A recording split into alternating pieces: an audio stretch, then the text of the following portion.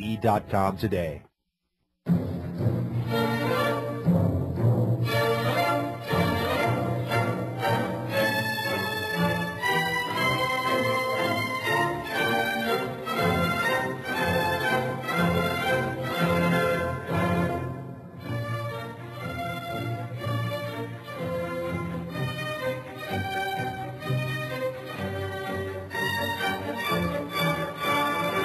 Welcome back to World Crisis Radio for our second hour of this week's program. This is Webster Tarpley here in Washington, D.C., and now an institution on this program since August of 2008, since before the Democratic National Convention made the leap into the abyss by nominating a relatively unknown and undistinguished candidate of dubious qualifications and even eligibility to even run for president. We've been trying to check in with Phil Berg, distinguished lawyer from Philadelphia, and again, former Democratic County Chairman for Montgomery County, Pennsylvania, former member of the Democratic State Committee for Pennsylvania, former Democratic primary candidate for governor and senator from the Commonwealth of Pennsylvania.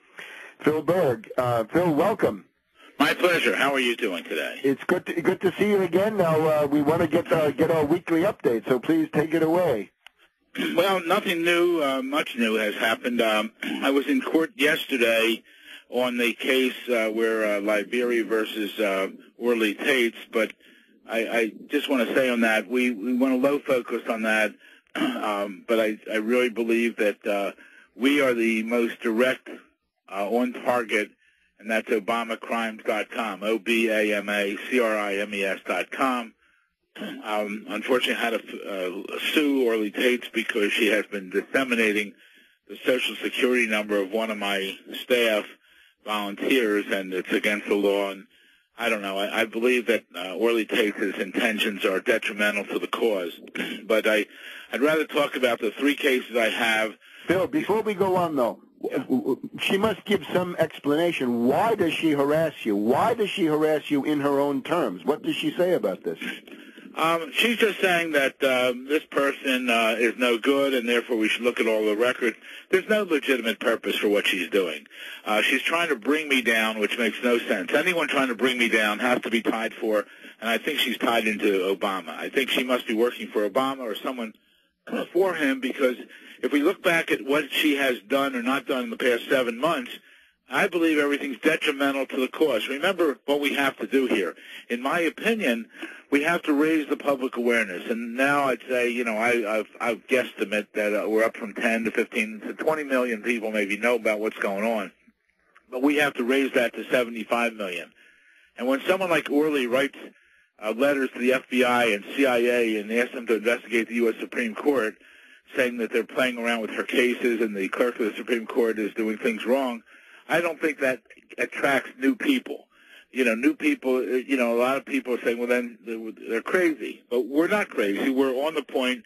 If you look back, her running all around the country with her quo warranto, asking DAs or attorney generals to file them, that's not the proper procedure, and we're going to get to that soon.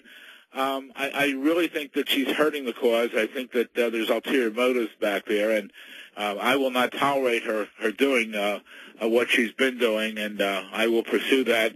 But I want to be quiet on that. But does it make sense? Does it make sense that I have the three most viable cases pending in the United States federal court system, and her wanting to bring me down and bring me down through my assistant? Does that make any sense?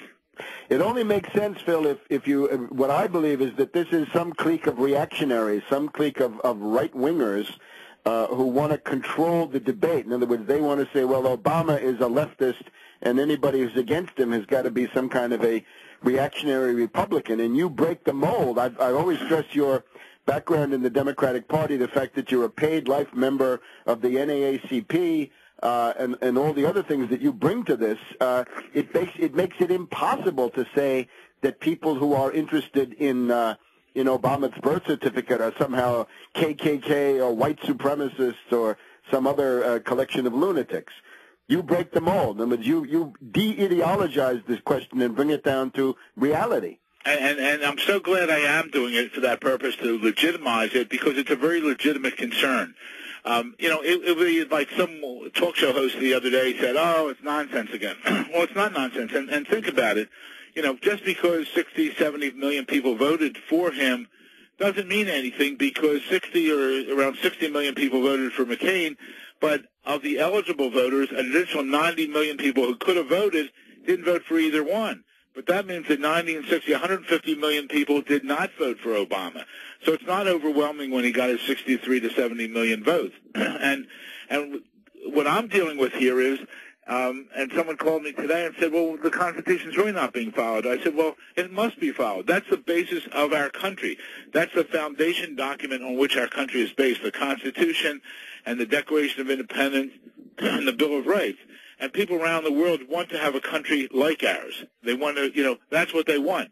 So on that basis, we have to hold up this Constitution, and I think Obama is trying to destroy the Constitution, destroy our country. I hate to get into issues here, but when the Tea Party people are getting ready to rally again, they have to look at us, because the basic issue is, if he wasn't in office, he couldn't be doing all this other stuff he's doing to send the country down the drain. And as far as I'm concerned, 1,000% illegitimate.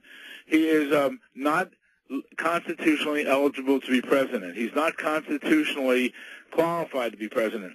And some people want to say, oh, what's the difference? Well, there is a difference. And taking the case of I'm an attorney, or take an attorney or a doctor who's been practicing for 15, 20 years. Let's use that. And all of a sudden someone says that person never passed the bar, that person didn't go to medical school, that person didn't get his medical license.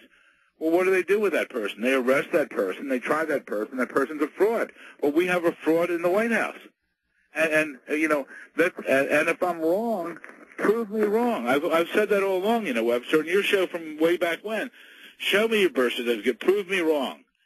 But now we want the documentation, not only your birth certificate, but documentation when you came back from Indonesia, and documentation that you retook your allegiance to this country. Documentation shows that you're natural born. And by him spending over $1 million defending these things, fighting these lawsuits, it just shows you don't spend $1 million unless you're hiding something. Absolutely. Anybody can see that. And I think also the Constitution, right? The big opposition to Bush and Cheney was they violated the Constitution. Of course, they did. But you can't then say, well, now we're going to pick and choose what part we like and what part we don't like, and that stuff about natural-born citizen is the part we don't like, so we're going to forget that for the next 4 to 8 years or however long this regime lasts. And we can't. Then you're in the realm of anarchy, aren't you? Absolutely. And people are complaining about what Bush did with the Constitution, but all of a sudden no one's talking about the Constitution. But Obama has to eat his words, because he says his administration is and will be the most open administration. It will be the most transparent administration. Well, that's baloney, because if you can't even acknowledge that you're qualified to be president, how is it open? How is it, it's not there. It's not transparent because you're not transparent. And, we have to really stand up. And that's why it's great being on your show, and I hope all your listeners go to their address book and send ObamaCrimes.com to everyone on their address book. Ask them to send it on to everyone on their address book, and on and on and on. Because once we raise the public awareness to like 75 million, we can accomplish something. Remember the Boston Tea Party. Remember we fought for the foundation of this country. Remember there's been civil war. There's been wars over the years to fight to defend our Constitution. And it's up to us now. I don't want a war. I want a peaceful revolution. I want a peaceful revolution to force him to either show that he's qualified or force him out of office. And I believe he should be out of office. And all these laws he's passing, all these bills he's doing and the spending, they're all void or voidable because he is a usurper. He doesn't have the power. He doesn't have the license to be in office.